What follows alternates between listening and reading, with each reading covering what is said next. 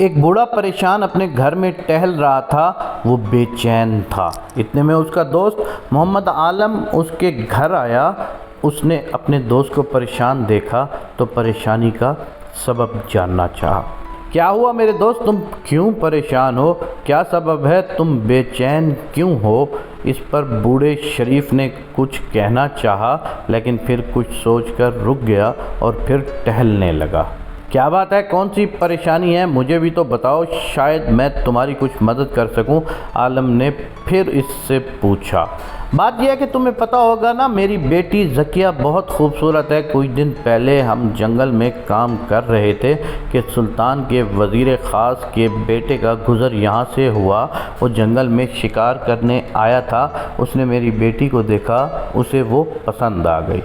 اس نے مجھ سے کہا ہے کہ وہ 5 دن بعد آئے گا اور میری بیٹی کو لے جائے گا۔ تب سے میں بہت پریشان ہوں۔ ذکیہ کی منگنی اس کے چچا زاد عبد المنان سے ہو چکی ہے۔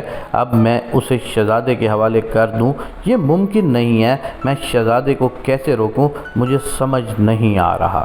شریف کی آنکھوں سے آنسو گرنے لگے۔ عالم نے ہمدردی سے اس کے کاندھے پر ہاتھ رکھا اور بولا، بات واقعی پریشانی کی ہے میرے دوست۔ کیا تم سلطان کے پاس درخواست لے کر گئے ہو؟ نہیں۔ اگر لے کر جاؤں بھی تو کیا سلطان مجھ سے انصاف کرے گا؟ اور جب سامنے اس کے وزیر خاص کا بیٹا ہو؟ ممکن ہی نہیں، بوڑھے شریف نے مایوسی سے کہا۔ نہیں، تم مایوس نہ ہو شریف، سنا ہے سلطان بہت انصاف پسند ہے۔ اس نے کئی غریب اور مسکین لوگوں سے انصاف کیا ہے۔ تم ایک بار آزما کر دیکھو، سلطان کے دربار تک تم میرے واسطے سے بہت جلد پہنچ جاؤ گے، عالم نے کہا، اور شریف نے اس کی بات مان لی۔ عالم کی مہربانیوں سے وہ اگلی صبح وہ سلطان محمود غزنوی کے سامنے تھا۔ جب اس کی باری آئی تو اس نے کہا، سلطان عالی، جان کی امان پاؤں تو عرض کروں۔ شریف نے کہا، ہماری ایک ہی بیٹی ہے، اس کی منگنی ہو چکی ہے۔ بات دراصل یہ ہے کہ کچھ دنوں پہلے میں اور میری بیٹی جنگل میں کام کر رہے تھے۔ کیا آپ کے وزیر خاص کے بیٹے کا گزر ہوا؟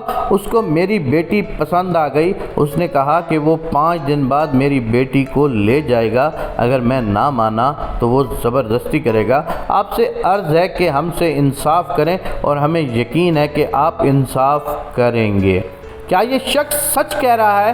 سلطان کے ماتھے پر تیوریاں چڑھی ہوئی تھیں۔ اس نے اپنے وزیر خاص سے پوچھا تو وہ کانپتے ہوئے اپنی جگہ سے اٹھا۔ اس نے لرزتی ہوئی آواز میں کہا، جی حضور، یہ سچ کہہ رہا ہے۔ لیکن سلطان اس کی بات کو مکمل ہونے دے بغیر کہا، سپاہیوں، آج ہی اس کے بیٹے اور اسے قید خانے میں ڈال دیا جائے۔ جو قوم کی ماؤں بیٹیوں میں غلط نگاہ ڈالیں وہ ہمارے خیر خواہ کبھی نہیں ہو سکتے۔ ایسوں کی جگہ قید خانہ ہے۔ سلطان کا چہرہ سلطانی جاہ و جلال سے دمک رہا تھا۔ بوڑھے شریف نے شکر گزاری سے سلطان کی طرف دیکھا۔ اس کی آنکھوں سے خوشی سے ایک آنسو گر پڑا۔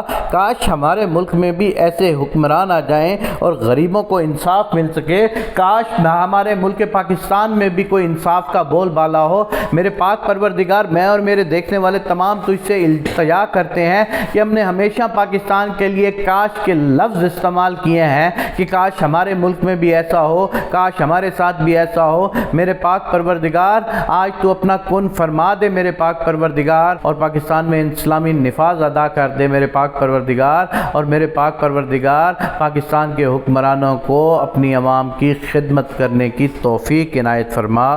آمین یا رب العالمین۔